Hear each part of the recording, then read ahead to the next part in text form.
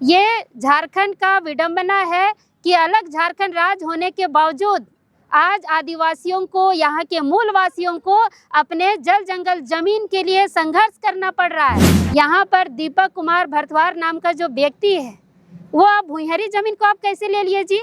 बिना ग्राम सभा का सहमति का आप कैसे ले लिए?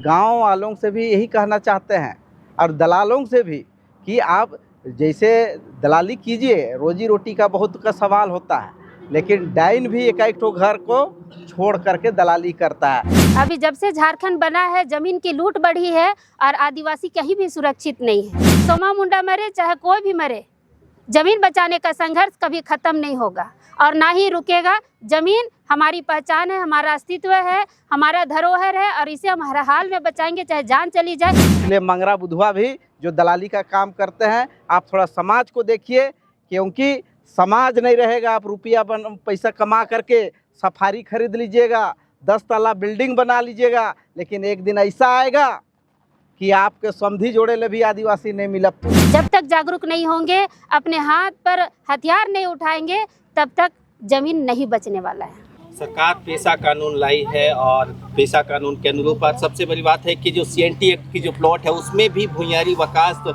ये पहनाई प्लॉट है, उसके बावजूद भी जमीन भूमाफियाओं द्वारा लगातार विभिन्न गांवों में इस तरह से जमीन पे कब्जा किया जा रहा है। इसके पीछे क्या मुख्य कौन सी वजह है कि अब अपने लोकल ग्राम सभा को भी कोई मान नहीं रहा है, धड़ल्ले से जमीन बिक्री हो रही है? देखिए, जमीन का खरीद बिक्री तो यहाँ, चूँकि ये 5th शेड्यूल का एरिया है और 5th शेड्यूल एरिया कहाँ होता है? जहाँ आदिवासी बहुल क्षेत्र होता है।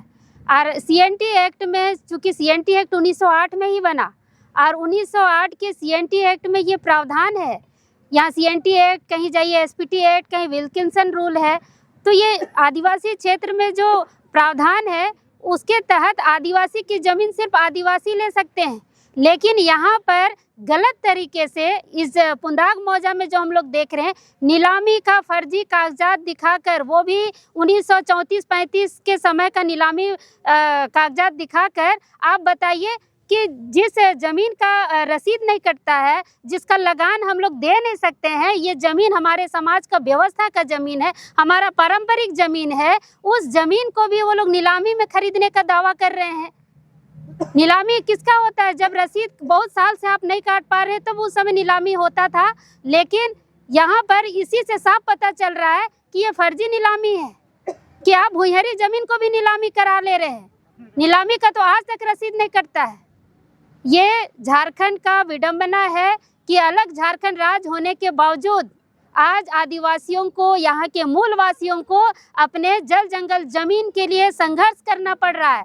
25 साल के झारखंड में सबको आराम से यहाँ जीना खाना चाहिए था, लेकिन जैसे झारखंड अलग होता है, ज़मीन का महत्व सबको पता चलता है। कलकत्ता से लोग आते हैं, उड़ीसा से आते हैं, आपका यूपी बिहार से आते हैं और हमारी ज़मीनों पर नज़र डालकर और इनको फर्जी कागजात के तहत ज़मीन कब्जा करने का प्रयास करते हैं। यहाँ पर दीपक कुमार भरद्वाज नाम का जो व्यक्ति है, वो आप भुइंहरी ज़मीन को आप कैसे ले लिए जी?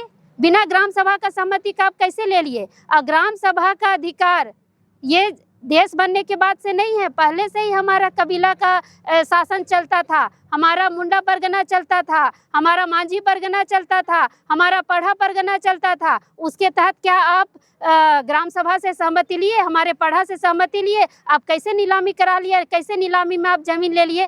तो उनके कागजातों को हम लोग जाँच कर रहे हैं, लेकिन अगर उनका कागजात सही होता तो वो सीना चौड़ा करके इस ज़मीन पर आते। लेकिन आदिवासी का ज़मीन कभी गैर आदिवासी को ट्रांसफ़र नहीं हो सकता है, जिसके कारण वो चोरी छुपे आते हैं। और अगर यहाँ पर गांव वाले पहुँचते हैं तो उनके ऊपर चोरी, डकैती, मारपीट और रंगदारी का केस करके उनको डराया जाता है, उनको जेल भेजने का साजिश किया जाता है। तो ये कतई हम लोग बर्दाश्त नहीं करेंगे। हमारे जितने भी सामाजिक अगुवा हैं, हम लोगों ने ठान लिया है कि ये ज़मीन हम लोग हर हाल में बचाएंगे और यहाँ के आदिवासियों को न्याय दिलाएंगे। पिछले विगत 2-4 वर्षों से देखा जा रहा है कि सुभाष मुंडा हो चाहे अनिल टाइगर और हाल ही में सोमा मुंडा को जमीन को ही मेन मुख्य मुद्दा रहा और उनको अपनी जान गंवानी हुई। क्या इस विषय में सरकार तो बोलती है कि अब वह सरकार है, क्या आज के डेट में आदिवासी समाज सुरक्षित है?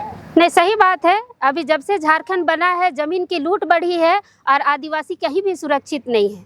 कभी कोई ज़मीन बचाने को लेके जेल चले जाते हैं। आज भी जाइए खूंटी के ज़्यादातर लोग जेल के अंदर बंद है, उनको निकालने वाला, उनको बचाने वाला कोई नहीं है। और जैसे ही कोई सामाजिक कार्यकर्ता आगे आके ज़मीन बचाने का काम करते तो उनको टारगेट किया जाता है, रोड चलते उनको गोली मारा जाता है, ऑफिस में घुस के गोली मारा जाता है। लेकिन एक चीज़ बता देते हैं कि हमारे जो वीर शहीद रहे हैं, चाहे बिरसा मुंडा हो, चाहे वीर बुद्धू भगत हो, चाहे तिलका मांझी हो, चाहे जो भी अन्य हमारे वीर शहीद रहे हैं, सभी ने जल जंगल ज़मीन की लड़ाई लड़ी है और उनके मरने से ज़मीन बचाने का संघर्ष खत्म नहीं हुआ है।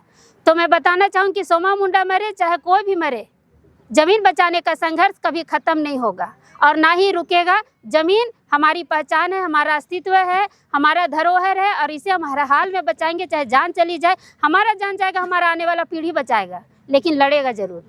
लेकिन राज्य अलग हुआ, जो सोच का जो सपना था, हजारों साल से तो एक ही फाइट है, जल जंगल जमीन। कब तक आदिवासी समाज अपने अगुवाओं को इसी तरह खोते रहेगा? क्या कोई एक ऐसा सख्त कानून नहीं बन पा रहा है कि जिससे आदिवासी देखिए, कानून बहुत है, कानून बहुत है। CNT एक्ट का कानून कोई छोटा मोटा कानून नहीं है, लेकिन उसके बावजूद ज़मीन धड़ल्ले से ख़त्म हो रहे हैं। इसका मतलब साफ है कि हमारे लोगों को अब भी जागरूकता की आवश्यकता है। लोगों को जागरूक होना होगा, सामाजिक रूप से भी और राजनीतिक रूप से भी और सांस्कृतिक रूप से भी जागरूक होना पड़ेगा। जब तक जागरूक नहीं होंगे, अपने हाथ पर हथियार नहीं उठाएंगे, तब तक ज़मीन नहीं बचने वाला है।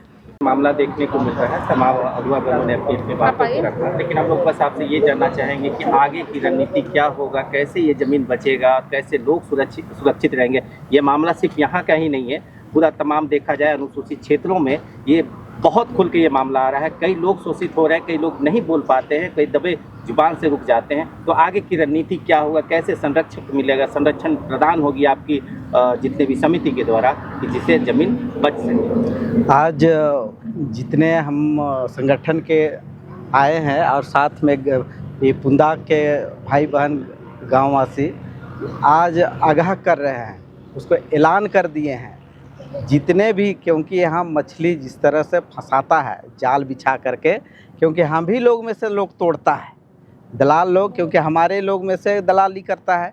भरद्वाज तो बाद में आएगा, क्योंकि मरवाएगा कटवाएगा आपस में।